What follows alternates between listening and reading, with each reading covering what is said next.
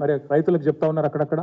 April మాసంలో, మే మాసంలో, June మాసంలో మంచినీళ్ళకే గోస ఉంటుంది, మీకేడికెళ్ళి నీళ్ళు ఇస్తాం, మీ పంటలకి నీళ్ళు ఇవ్వలేమని కూడా చెప్తా ఉన్నారంట.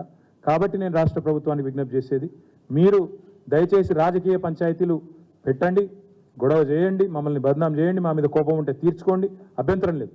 కానీ మా మీద కోపం రైతుల మీద తీయకండి, మా మీద కోపం తెలంగాణ రాష్ట్రం మీద తీయకండి.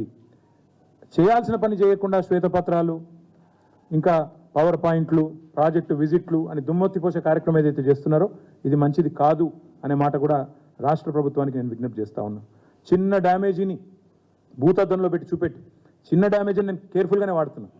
ఎందుకంటే 3 రిజర్వాయర్లు, 3 బరాజులు, 15 రిజర్వాయర్లు, 21 పంపింగ్ స్టేషన్లు ఉండే కాళేశ్వరంలో ఒక్క బరాజులో 84 పియర్లలో 3 పియర్ల కాడ సమస్య వస్తే దాన్ని భూతద్దంలో పెట్టి మొత్తం ప్రాజెక్టే కొట్టుకపోతుందన్న స్థాయిలో ఇవాళ పొలిటికల్ మైలేజ్ కోసం ఏదైతే ప్రయత్నం చేస్తూ ఉన్నారో దయచేసి దీన్ని మానుకోండి అని చెప్పి కూడా నేను ప్రభుత్వానికి విజ్ఞప్తి చేస్తూ ఉన్నా. మాట్లాడితే ఒకటే మాట, ఒకటే దుష్ప్రచారం వాట్సాప్లలో, సోషల్ మీడియాలో.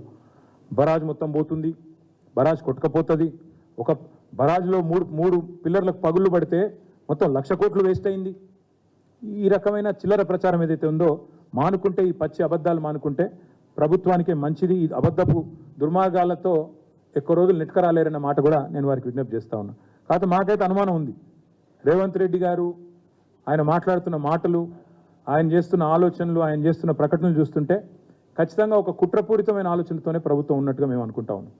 కాళేశ్వరం ప్రాజెక్టు మొత్తం కొట్టుకపోవాలి అంటే 3 బరాజులు కొట్టుకపోవాలి అనే ఆలోచన, అనే దుర్బుద్ధి, ఒక కుట్ర ప్రభుత్వమే చేస్తున్నట్టుగా నేనైతే భావిస్తా ఉన్నాను. 3 బరాజులు కొట్టుకపోవాలి, ఈ లోపల అవసరమైతే ఇప్పుడు దాన్ని రిపేర్ చేయకుండా అట్లే వదిలేసి వర్షాకాలంలో వరద వస్తే 3 కొట్టుకపోయి చూసినావా కేసీఆర్ కట్టినాయి అన్ని కొట్టుకపోయినాయి అని చెప్పాలనే ఒక చిల్లర ఆలోచన కూడా కనబడుతూ ఉంది. ఎందుకంటే వాళ్ళే చెప్తున్నారు మరమ్మతులు చేయం, నీళ్లు నింపం అని చెప్పడం వెనుక కుట్ర కాకపోతే మరేందో తెలంగాణ రైతులు కూడా ఆలోచించాలి. ప్రజాధనంతో కట్టిన ఈ బరాజ్ మరి ఒక చోట 84 పిల్లర్లు ఉన్న దానిలో 3 చోట్ల 3 పిల్లర్లలో ప్రాబ్లం వస్తే మీరు రిపేర్ చేయించండి, అవకాశం ఉంది, ఇంజనీరింగ్ నిపుణులను పంపించండి, ఇబ్బంది ఉంటే ప్రజలకు చెప్పండి. కానీ సోషల్ మీడియాలో చిల్లర ప్రచారాలు చేయకండి.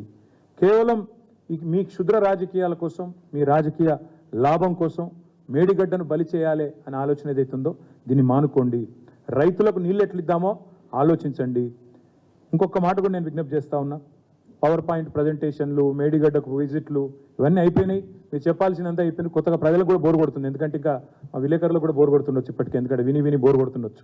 కాబట్టి మీరు దయచేసి దీని నుంచి ఉపశమనం ఏంది, అల్టిమేట్ పరిష్కారం ఏంది అది చెప్పండి. అది చెప్పకుండా ఇవాళ కమిటీలని, రిపోర్ట్లని కాలయాపన చేస్తే అది మంచిది కాదు. తక్షణమే మరమ్మతులకు మీరు ఆదేశించండి. మీరు తప్పకుండా వానాకాలం రాకముందే, మేడిగడ్డ నీళ్లపాలు కాకముందే మేల్కోండి.